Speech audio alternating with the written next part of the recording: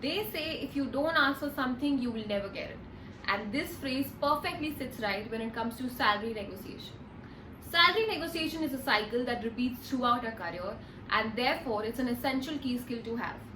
Hi guys, welcome back to Shrofile. My name is Simran Keswani, and today in this video I will be talking about 5 tips on how to negotiate your salary. So without further ado, let's get started. Now the first tip is to recognize your value.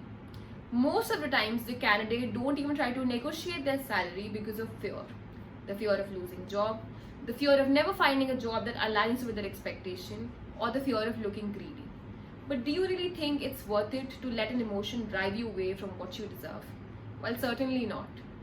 But having said that, I'm not asking you to be unreasonable with your demands. All I'm telling you is to stop short selling yourself. And the best way to do that is to do a self-assessment, which can be done by measuring your professional parameters, which includes your education qualification, your work experience, your skills, your achievements, and your social competence. Once there's self-awareness about what you bring to the table, there won't be any short selling of yourself, and definitely no compromises. So that was about the first point. Let's move on to the second point. Now the second tip is to research the industry standards. While of course you would be evaluating your value, it's also very important that we study the market trends.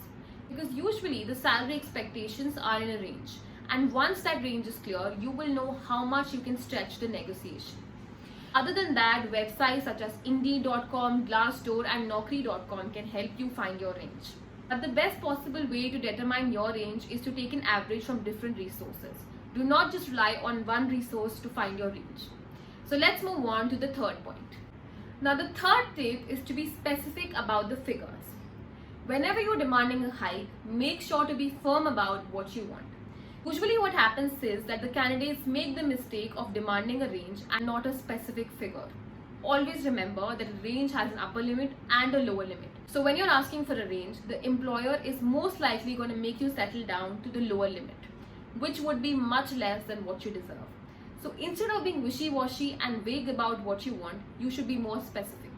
Moreover, when you ask for a specific figure, it exudes conviction and confidence, which increases the chances of your hike by multifold.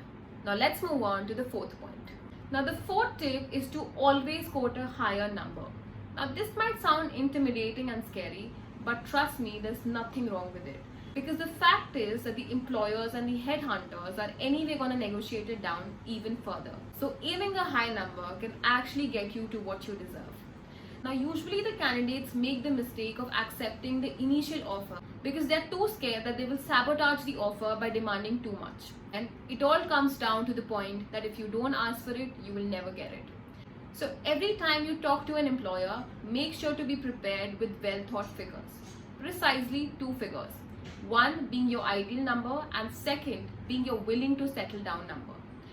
And since it's going to be a little higher than your expectation, you will eventually get what you deserve.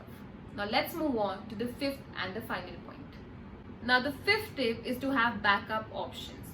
Do not, I repeat, do not just rely on one offer. When you just have one offer in hand, it would be like walking on eggshells while negotiating. And the recruiter is surely going to pick those cues. However, when you have multiple offers in hands, you're surely going to walk the negotiation table with the utmost confidence. And then it is when the recruiter would realize that you're not going to settle down. So they might as well give you the offer, or you should be ready to walk away because now you have nothing to lose. So that was about it in this video. Don't forget to like, share and subscribe, and stay tuned for the next one.